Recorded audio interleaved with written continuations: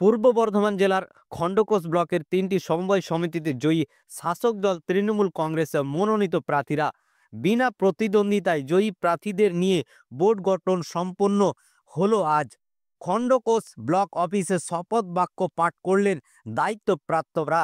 সগড়ায়, বেরুগ্রাম ও আমরাল এই 3টে সমবায় সমিতিতে বিনা প্রতিদ্বন্দ্বিতায় জয়ী তৃণমূল কংগ্রেসের জয়ী প্রার্থীরা যেমন উপস্থিত ছিলেন, তেমন বিভিন্ন জনপ্রতিনিধিরাও উপস্থিত ছিলেন এদিনের এই বিশেষ কর্মসূচিতে।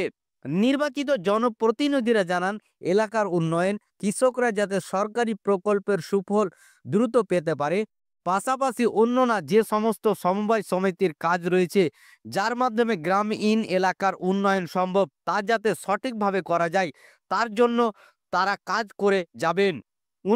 আজ খণ্ডঘোষ ব্লকের 3টে সমবায় সমিতির যে নির্বাচন তার বোর্ড হলো এবং এই নির্বাচনে আমরা 3টে বোর্ডেই বিনা প্রতিদ্বন্দ্বিতায় আমাদের যে সব সদস্য ছিল সেই সদস্যরা বিনা প্রতিদ্বন্দ্বিতায় জয়ী হয়েছে এবং আজকে এই 3টে সমবায়ের সভাপতি, সেক্রেটারি এবং সহসভাপতি নির্বাচিত। কোন কোন সমবায়?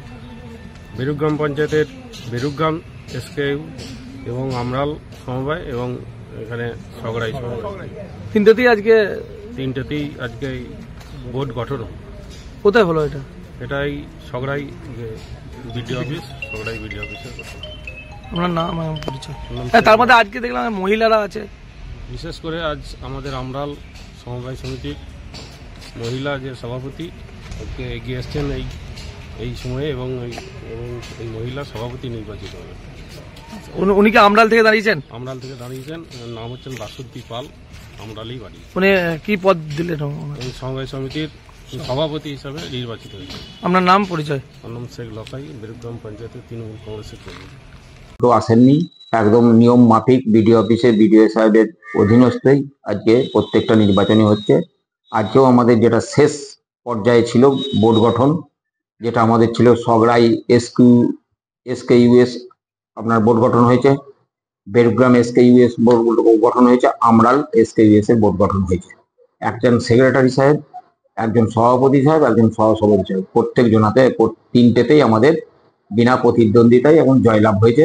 কারণ বিরোধীরা একটা কথা বলি, তারা বিরোধী কথাবার্তায় যখন দুর্নাম বদনামের জায়গায় তাদের ভূমিকা খুব ভালো আছে, কিন্তু তাদের লোকজনই নাই যে কোনো জায়গায় একটা অংশগ্রহণ করবে। শুধু আমাদের বদনাম দেন যে এই দিতে দেয়নি, করতে দেয়নি, এই হচ্ছে কথা। আপনারা দেখেছেন নিশ্চয়ই, পুলিশ প্রশাসন থেকেছে, বিরোধীরা আসলে আসতে পারতো, কিন্তু তাদের আদপেই কোনো কেউ আর নাই তাদের। তাহলে সেই জায়গায় ওই যে বললাম, বিরোধীদের কথাবার্তাতে বিরোধীদের ভূমিকাটা খুব সুন্দর রয়েছে।